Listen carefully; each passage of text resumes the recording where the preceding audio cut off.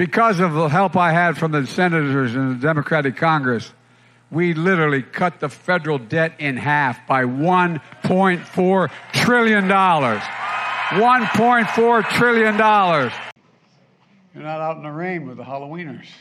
Yeah. I got to go out, so you got to come with me. Well, she left that meeting and she dropped the suit. Called me up and said they're going to go all electric by 2035. Every other company has signed up to do the same thing. So we're working with the auto industry. But I said when I ran and I got elected president, I'd be the senator, or go from being a senator to a president for all the people. Be careful. Go ahead. Thanks, Corinne. The White House removed a tweet that talked about the increase in Social Security benefits in 2023. Quote, through President Biden's leadership. There was a contextual note, I'm not sure what the proper terminology is for the platform, that was added to that. Was it removed because of the addition of the note, or was it removed because of the concern about the veracity of the message? So it was, look, the tweet was not complete. Usually when we put out a tweet, we posted with context, and it did not have that context. And on my watch, for the first time in 10 years, seniors are getting an increase in their Social Security checks this week. So checks are going to be up. So President Biden thinks democracy can survive even if Democrats are not in charge of Congress. The president is optimistic. He is an optimistic, you know this, Peter. He's an optimistic person. Comment that there's an alarming number of Republicans who are saying they're not going to accept election results. Does that mean President Biden thinks it is a threat to democracy if somebody votes Republican?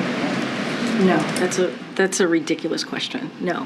Why is that a ridiculous question? Because American people should have their right to vote for whomever they want. Here's the deal. Economic growth is up. Price inflation is down. Real incomes are up. Gas prices are down. Folks, many of us are focused on inflation right now. But let me say something. I want to point something out. They talk about big spending Democrats. Yeah, I spend a lot of money to do these things. But guess what? I cut the deficit in half. In half, the federal deficit. This year alone, $1.4 trillion reduction, $400 billion reducing the debt. And last year, $350 billion reducing debt. Give me a break. I'm so sick and I shouldn't get going.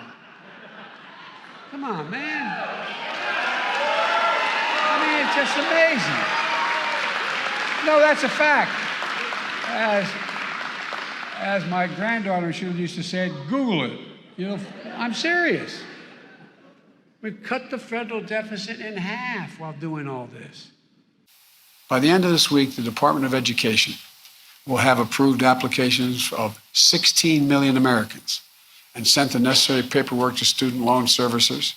And the last step before the 16 million Americans can have their loan discharged. That's 16 million people who will be hearing from the Department of Education that they've been approved and who should be seeing relief in the coming days. But it's temporarily on hold. Why? Well, because Republican members of the Congress and Republican governors are doing everything they can, including taking us to court to deny the relief and even to their own constituents. The news just broke. The Fed did raise rates by the 75 basis points. Just following up to see if you did want to share anything now that the news is out. This happens to me all the time up here. Okay, so I'll say a couple of things. Again, we see this presidency. Our view is that the Fed is a independent agency, and we respect their independence. This is part of our transition to stable and more stable and steady growth, as you hear us speak about from our economic team, and also from myself and from the president.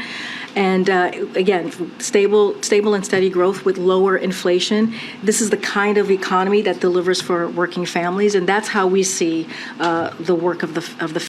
Ted Cruz, the senator from Texas, said you're a bunch of slackers. He says it's for slackers who don't deserve relief. Who in God's name do these guys think they are? And folks, despite what Republican officials say, we can afford the student loan program. My son, Beau Biden, he went to two universities. He went to the University of Pennsylvania in Syracuse Law School. He ended up with a debt because I had the dubious distinction of being listed as the poorest man in Congress. I shouldn't say this, but I'm going to tell you anyway. I got a call when I'd be away campaigning for somebody, I'd call my wife in the morning before she took off to school, see how things were. And I called her one morning. I was up in the state of Vermont campaigning for Pat Leahy. And I said, "Hi, honey, how are you?" She said, "Fine." Well, that's a good start. And she said, "Did you read today's paper?" True story. "Did you read today's paper?" Meaning the local Wilmington paper, Wilmington, Delaware. I said, "No, honey, I didn't see it." She said, "Headline, front page, top of the fold, Biden, poorest man in Congress. Is that true?"